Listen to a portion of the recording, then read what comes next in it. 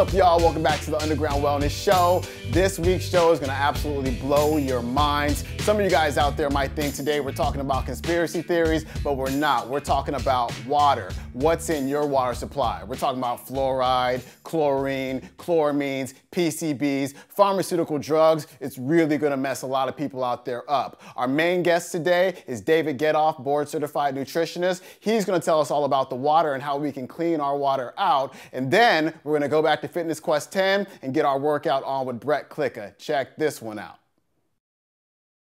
We're hanging out with David Getofff today. David, welcome to the show. Thank you very much. Now, you're a board-certified clinical nutritionist, board-certified traditional naturopath. Correct. And I was on your website today, and it didn't say anything about you being a conspiracy theorist, right? No, and it's just everybody that thinks that the facts are wrong thinks that the people that bring the facts to them are conspiracy theorists. Exactly. Now, we're in San Diego, and fluoride just got added to our water. And Yep. There was a lot of protests going on, and the people who were the opponents of fluoride were kind of cast as conspiracy theorists. Are they conspiracy theorists, or is there some facts to this? Oh, no, there's lots of facts to it. As a matter of fact, the top people in the fluoride industry in a couple of different states and a couple of different countries like Canada that used to be major promoters of fluoride no longer work, one in particular one no longer works for the Canadian government, and so he learned the facts, found out he was totally wrong, and now he's on the proper side, the factual side. So no, the fact that fluoride causes all sorts of different conditions from cancer to hip fractures, and that no properly done study has ever shown that adding fluoride to water in any way does anything good.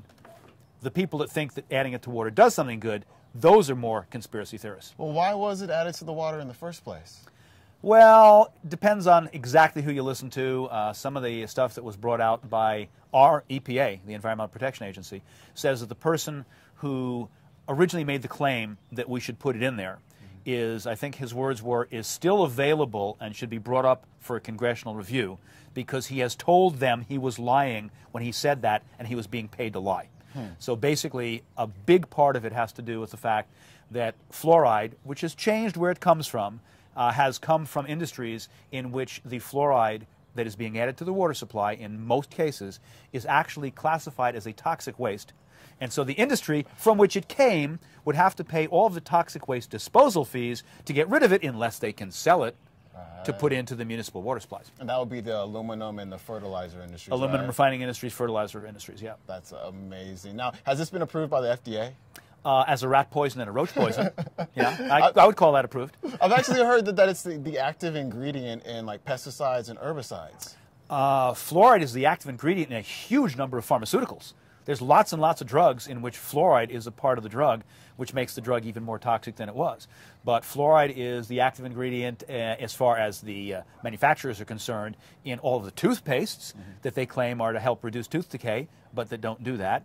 And it is an approved rodenticide, and it's actually used in a number of different pesticides as a roach killer.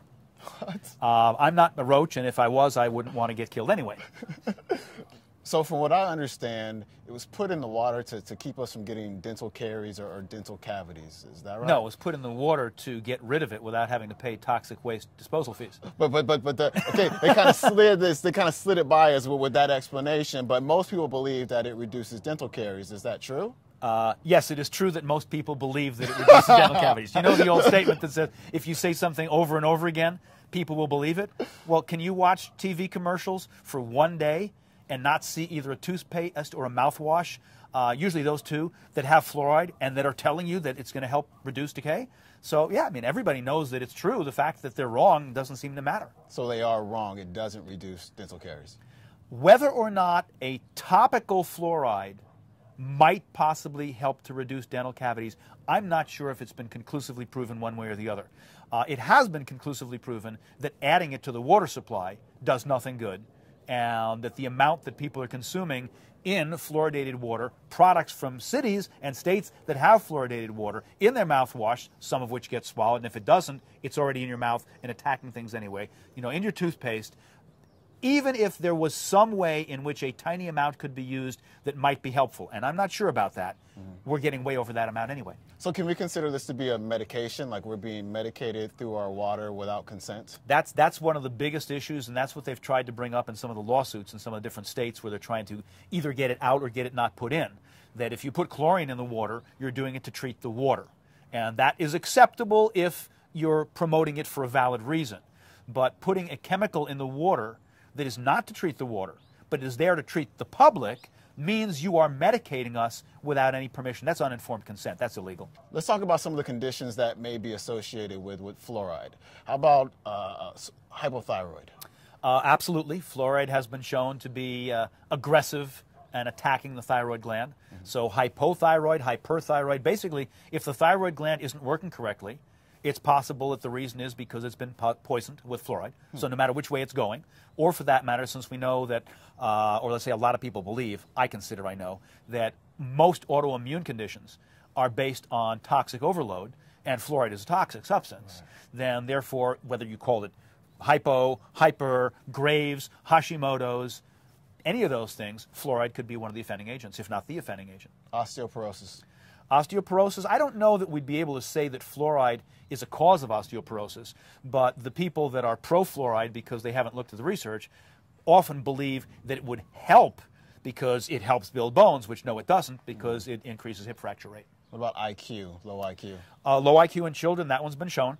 And so that brings us back to the conspiracy theory, because why are they trying to lower IQ? Well, I don't think that's what they're using it for. That would get me really upset to believe the reason that fluoride is being put in the water is because somebody up there with a lot more power is trying to lower our IQ. But yes, we do know that it does that. That has been published. Now, we have the EPA, the Environmental Protection Agency, and I would imagine that they're supposed to be protecting us. What does their union say about fluoride?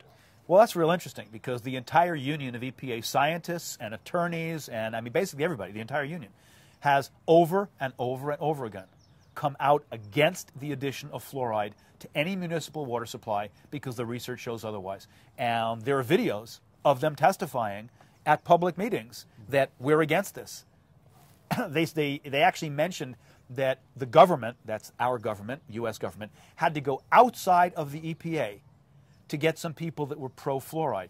Wait a minute, we go outside of the agency that is there to supposedly look at the research and decide what to do, to find somebody that's going to say something that they're doing is okay, when the agency where you're talking about to protect us is saying it's not okay, don't do it. That's absolutely ridiculous. Major. Speaking of ridiculous, so fluoride is supposedly safe for us to consume. However, on the back of fluoridated toothpaste, it says if you swallow, more than an amount used for brushing, call poison control immediately. However, what percentage of people that are brushing with fluoridated toothpaste, which is most people because they don't know what we're discussing, what percentage of them do you think have ever read that on the tube? Not many. Not many. Not many at all. And it's been on there since the 90s. You know, we're in 2011. It's been on there since the 90s. It's been on there for a long, long time. One more fact about fluoride. Does it really eat away at glass? Oh, absolutely. Absolutely. There's many different types of acids. You know, everybody knows hydrochloric acid, let's say sulfuric acid, acetic acid. Well, hydrofluoric acid, which is the one with fluoride, you can't leave it in a glass bottle unless you change the bottle every certain number of months or years because it eats it away. And they use hydrofluoric acids for etching glass. And this is what we drink. Absolutely. I mean, glass is a pretty amazing. strong, stable substance, and we're taking something that can be used to etch glass. That's that's obviously good for us. Wow. Yeah. So it's not just fluoride in the water. There's a lot of other substances as well. You talked earlier about chlorine. Tell us about that. Why is it there? Well, chlorine is in the water because we want the water to stay safe from where it comes out of the processing plant through the either dozens or hundreds or maybe in some states thousands, I don't know, of miles of pipe before it gets to our house. So we need something in there that's going to be able to be anti-pathogen, anti-disease producing organism. So it should be antibacterial and antifungal and antiviral. And that's what the chlorine is there for. It's there to protect us. It's just that after it's done all of that, and now the water's coming out of our tap or out of our shower head, now we no longer need it to do those things, and it's still there. And chlorine is a very, very well-known cancer-causing agent.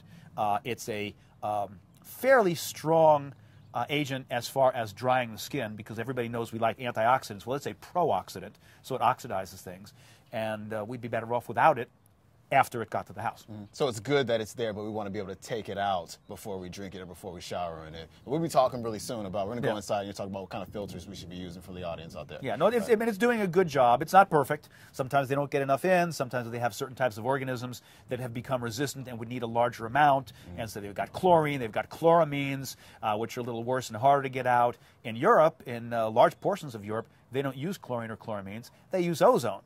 Ozone is very good at killing all the things you don't want and isn't bad for us as it comes out of the water at all. So it would be way better to use, but, oh, I don't know, chemical companies have everything locked up over here. What are you going to do? Yeah, we should be using that, I think. It's always money involved. There's always money involved. Always money and power. Yeah. There's a few other things I want to talk to you about. I've heard that there's like residues of pharmaceutical drugs in the water. Yeah, a couple different large organizations, which I call watchdog organizations. My favorite watchdog organization is the Environmental Working Group, EWG.org. And people should just go there and spend 2 days there looking at all the stuff they've got there. But they've looked and they've found all sorts of different pesticides and herbicides. Depends on the water. There's a lot of municipalities where the water is actually quite clean, and people are spending a lot of money to pull things out that aren't there, where really all they're pulling out is chlorine. The other stuff isn't there. But we've got residues of drugs because people flush the pharmaceuticals down the drain. Plus, of course, they come out in their urine. I mean, you take a drug, it doesn't all stay in your body or it would probably kill you. You know, the excess all comes out. So, yeah, there's a lot of other stuff in water. Trihalomethanes, PCBs, polychlorinated biphenyls, there's a lot of stuff in there. And really almost anything in there other than H2O and the minerals, which are good for us, we'd be better off if we could remove. Of course, our audience is out there thinking, well, okay, what should I be drinking? Let's say they go out and they get some bottled water. Are there any specific bottled water? Should they be looking for anything? Well, there are a couple of things that I like to go over with bottled waters. Number one, I would like the bottled water to say that it comes from an artesian well. So that means that it's been forced out of the ground from a deep artesian well, and sometimes they'll even tell you it's, 2 million years old, 10 million years old, rather than a water, which a lot of companies do, where they've simply taken tap water and they've run it through a bunch of filters. Give me a nice, good, clean water with all the right energies and all the right nutrients without us having to do too much. So I'd like an artesian well water.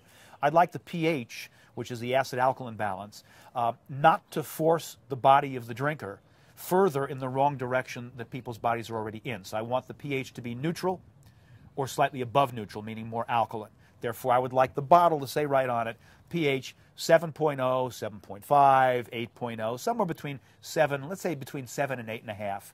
So it's pushing us in the right direction. And just those two knock out most waters, because the company will tell you if the pH is 7 or above, because it's a selling point.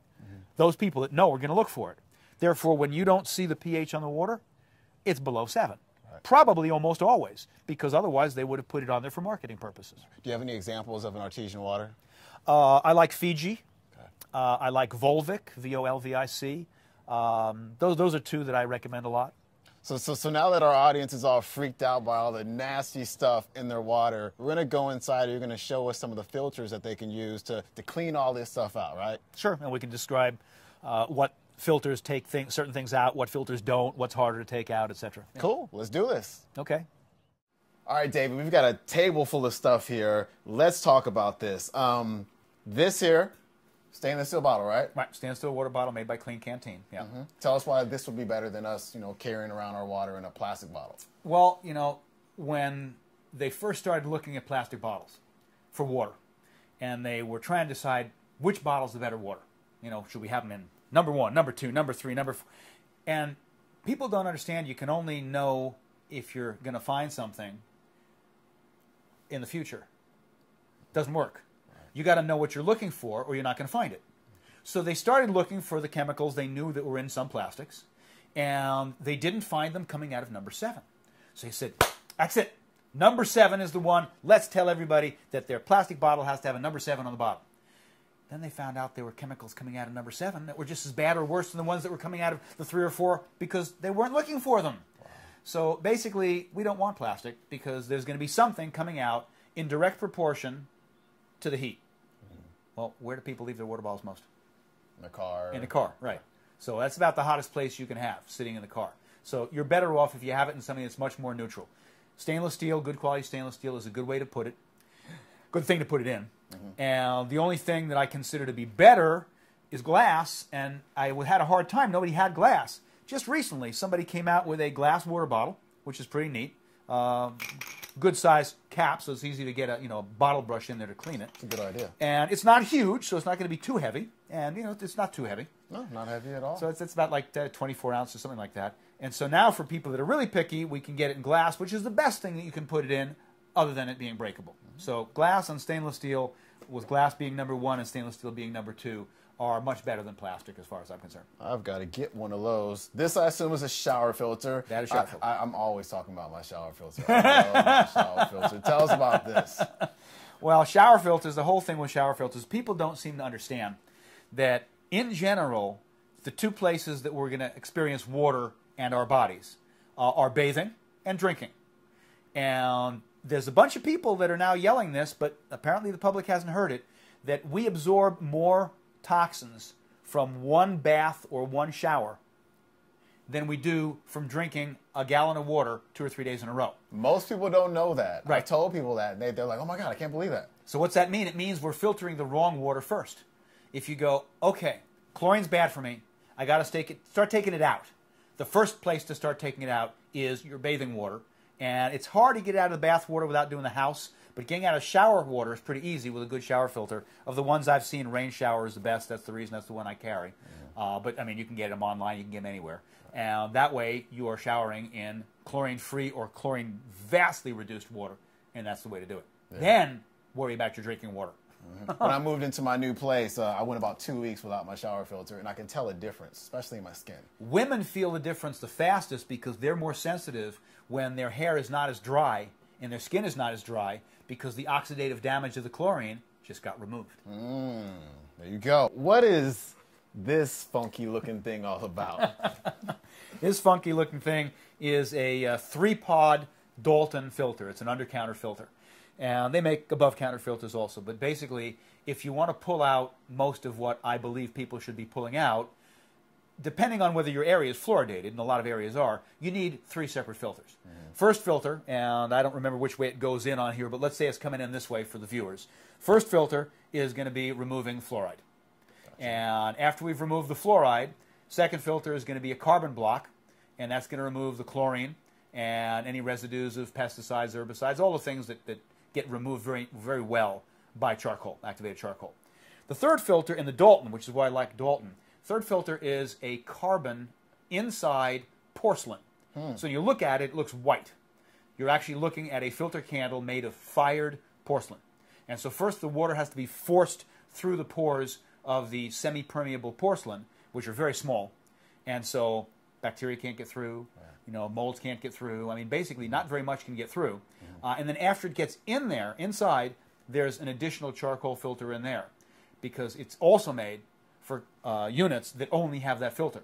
But since we're going to pre-filter it with a carbon block, the charcoal part isn't really going to get used up. It's going to last there for a long time because we're pulling everything out with number 2, and we're just using the porcelain as sort of a laboratory-grade filter, because in laboratories, they filter through porcelain because it's what's called an absolute filter.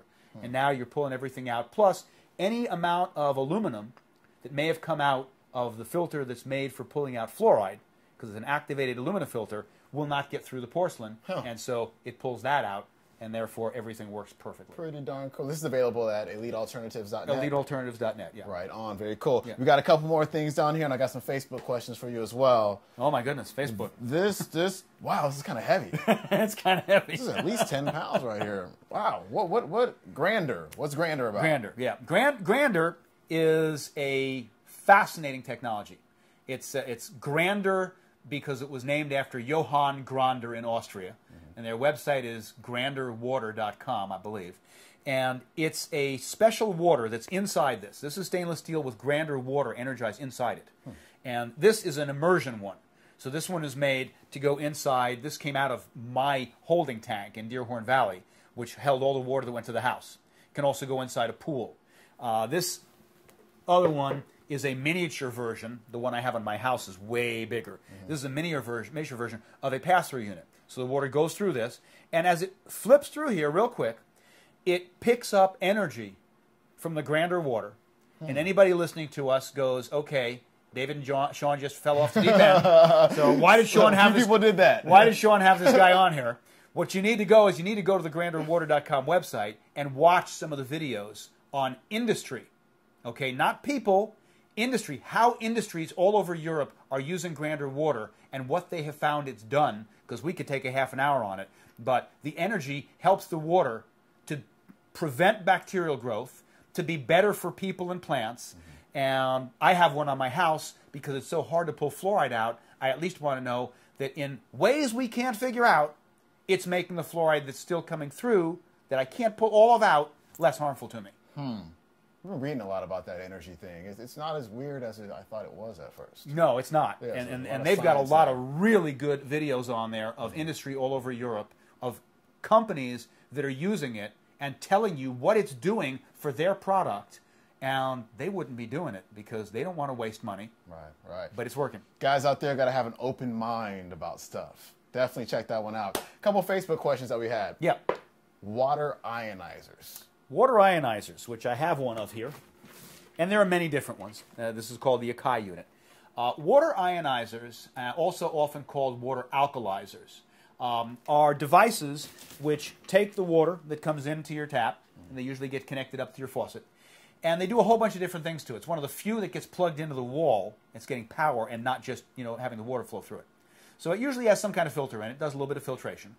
But then it gives you the ability to adjust the pH of the water. So the pH comes in from your tap, I don't know, it depends on where you are. Could be coming in at 6, 6.5, 7.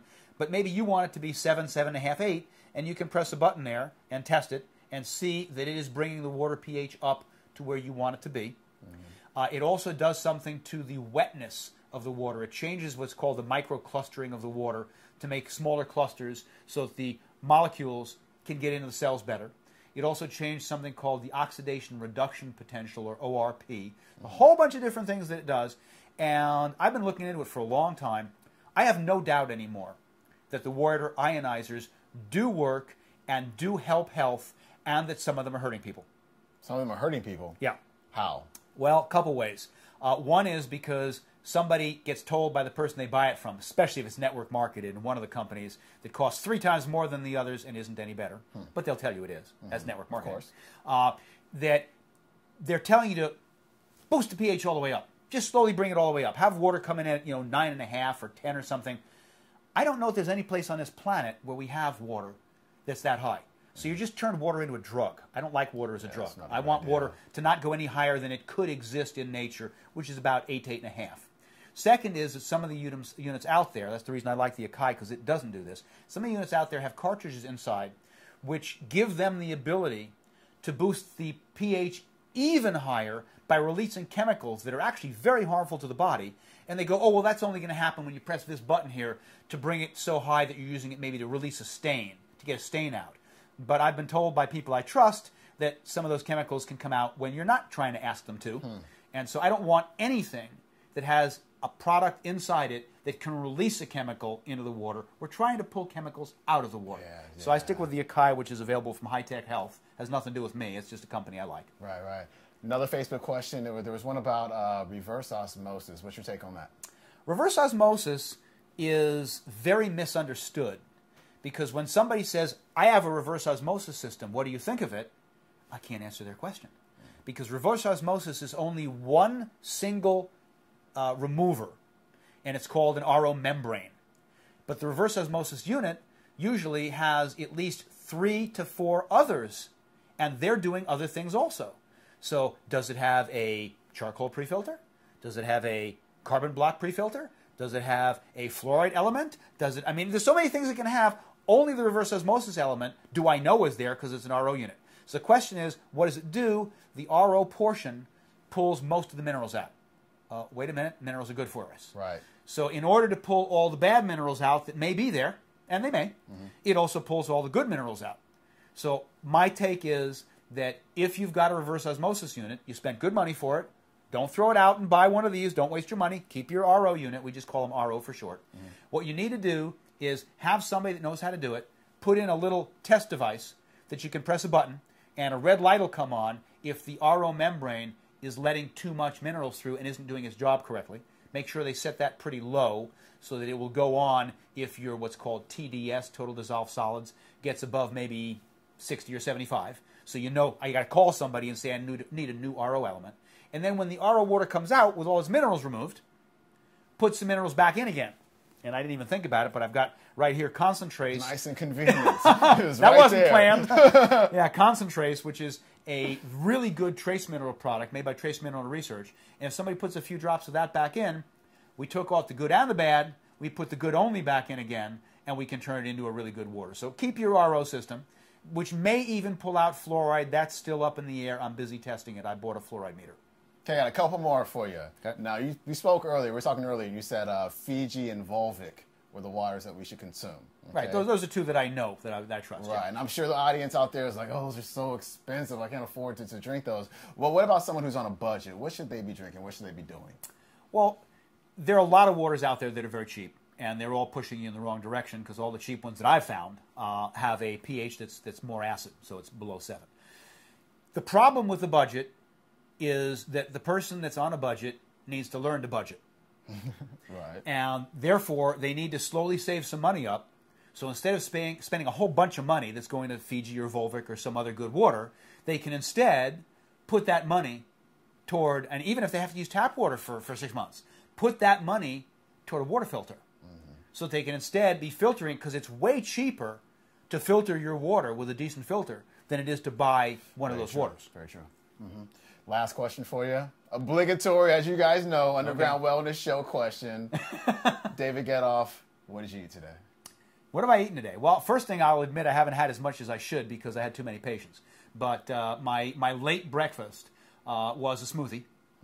And I love smoothies, actually. And my smoothie gets a whole bunch of raw milk, gets a whole bunch of frozen organic blueberries, but wild blueberries, little tiny ones. They have higher nutrients. And it gets lecithin, it gets raw nuts, but I make it really, really thick so the nuts stay in place when I drink it. It gets Lifestar Genesis Rice Bran Complex, gets my cod liver oil, and if I end up throwing in some cocoa powder, which makes it more bitter but makes it taste chocolatey, then I have to put in a sweetener, and so I'll add Yacon syrup. Yacon, right on. But that's pretty much it, and you know, sometimes I vary it, but that's generally what it is. 2 raw eggs go in at the very end because I don't want to oxidize the yolk too much. Gotcha, gotcha. Sounds like my kind of smoothie, man.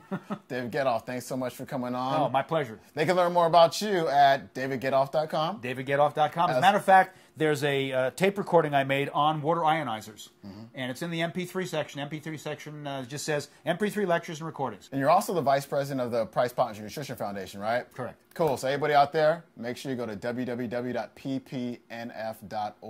David's got a lot of good DVDs there. There's a lot of books there as well. We're out of here. We're done. We've kind of talked it out all about water, right? Oh, we could probably do another hour. We probably could. This guy he can go. He can definitely go. All right, guys, we're out of here. See you next week. Peace. We are back in San Diego, California at Fitness Quest 10, ready to get my swole on. My main man, Brett Clicker. Welcome to the show. Thanks a lot, Sean. Now, Brett, we're going to do a couple of circuits, right? Yeah, today we're going to do some body weight circuits using your body weight. You can do it in your living room. So we're going to get started with some push-ups, some lunge variations, some cardio, and some core work. You ready, Sean? Let's do this. All right, get on the floor. Let's go. Now, we're going to start with a push-up. Now, what he's going to do is start in your stomach, Sean. Now, he's going to do a push-up, and then he's going to come down. I want you to roll over on your back. Now, your hands and feet can't touch the ground. Hands and feet can't touch the ground. Now, give me another push-up. They can't touch the ground. Now, go down, roll towards me. Don't let them touch. Don't let them touch. Let's go. This is harder than it looks. And get back up and push up. All right, now he's going to go for 30 seconds of that. I'm going to hit this stopper and go. Now you can see he's challenged because we're using his core muscles, we're using his ab muscles and his upper body. When we're doing things at home, when we're doing body weight, I want to get a lot of bang for your buck. I don't want to waste a lot of time sitting in a chair doing little arm curls. I want Sean working his whole body, and I want you working your whole body. We're going for 30 seconds. He's struggling a little bit, and he turns over. Only 8 more seconds left, Sean. This is getting absolutely everything. It's adding a little twist to a good old-fashioned push-up. And time's up. Nice. That probably couldn't have come soon enough. Now, let's go and pop up to your feet, Sean. Now he's going to be on his feet. I want you to drop your right leg back. We're going to drop your right leg about 2 inches from the floor. Now I talked about getting a lot of bang for your buck. Well, Sean, we're going to work 2 major muscle groups here. I want your hands out in front of you. You're going to hold that there. Now hold that lunge. Don't let me push you over. I'm making him lock in his glutes. His quads are holding, but also his torso and his abs. He's squeezing. Now I'm going to go the other way just to mess with him. There you go. And I'm going to mess with him some more. Let's go, Sean. Don't fall. 5 more seconds. 4. Push into me. 3. Let's go. 2. And relax. Good. Now, the good news is we got 2 legs, Sean. Let's get the other leg forward. All right, here we go. Now, hold that hand out. Good. Now, I'm going to hold here. Now, this is the way your core actually works. When you're lying on your back, you don't get to use your core that much. His muscles by his spine, his abs. You can see it on his face. Come on, Sean. Get up. 5 more seconds. 4. He's battling. 3, 2, and relax. Good. Now, when you're working out on your own, it's important that it's not just hard. It's actually accomplishing something. It's getting you in shape, burning calories, but also balancing out your body. So we just got all the pretty muscles on the front of the body. Now we got to get these supporting muscles in the back of the body. So Sean, I want you to have a seat on your butt. We're going to come down like this. Now with all the push-ups and everything, it's easy to build everything up here. Now we got to build up the muscles in the back. So I want you to squeeze up, push your heels into the ground, squeeze your shoulder blades together as tight as you can. Now I want you to raise your right leg up in the air as high as you can. And now switch, raise your left leg up in the air. Good. We're going to do that for 30 seconds. Now this is called your posterior chain.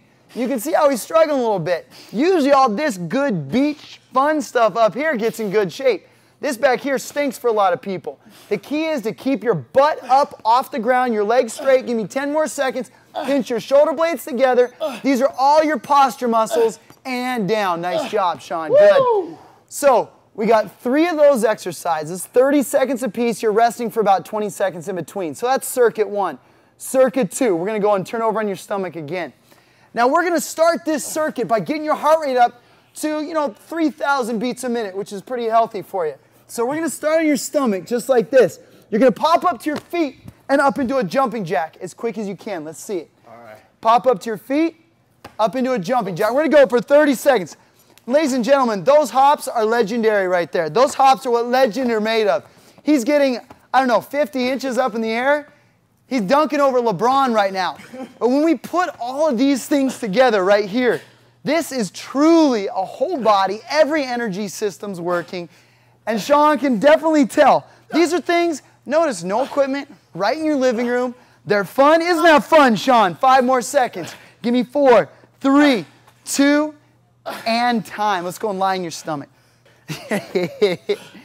Okay, so now we just got the heart rate up. We got the front of the body going, the legs going. So now, like I talked about, we're going to balance out the body a bit. So Sean's got his elbows on the ground, arms at 90 degrees, chest is down. Now what I want you to do is raise your hands up off the ground, keeping your elbows on the ground. He's going to go to 15 of those.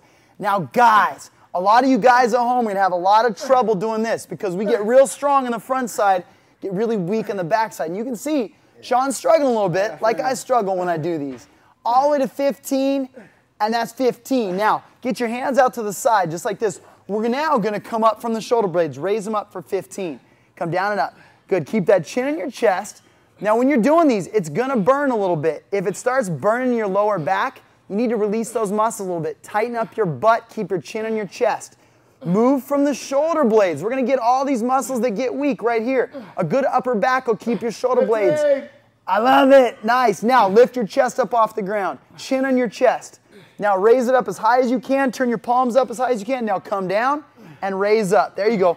As you're doing this, keep your chin on your chest. That's going to be one of the biggest difficulties, one of the biggest challenges you're going to have is to keep your chin on your chest. Keep your palms up all the way to 15. I was saying before, if I can keep these shoulder blade muscles strong, it's going to keep my shoulders strong.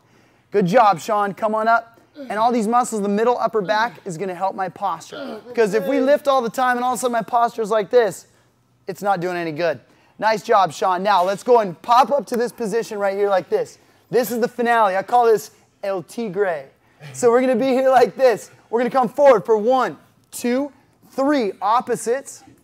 And then come back. 1, 2, 3. Then forward. 1, 2, 3. Then back. 1, 2, 3. There you go. Good. And keep going. 30 seconds. I want you to think like you're in a modeling shoot, Sean. You're a tiger. Yeah. But this movement pattern right here, you can tell he's challenged. It's going to be very challenging. But this pattern also is one of the fundamental movement patterns. It's very important that you're able to do this. Only 5 more seconds, Sean.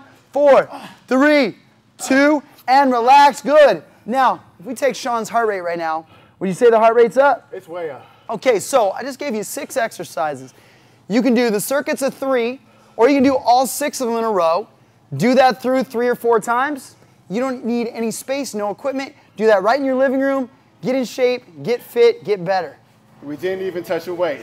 Good stuff, Brett Clicker. Thanks a lot, Sean. Where can our peeps learn more about you?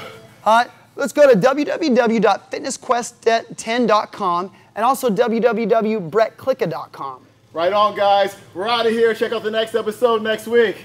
Peace.